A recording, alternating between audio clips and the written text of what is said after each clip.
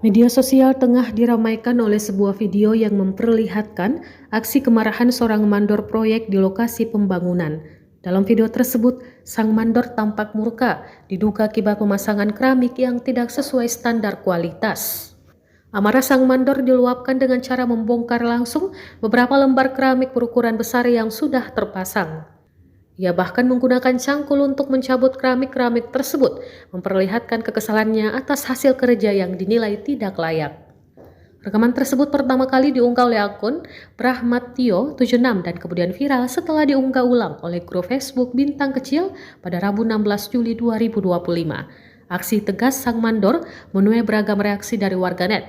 Sebagian memuji sikap profesional yang menjunjung kualitas, namun ada pula yang menyoroti metode penyampaian kemarahannya.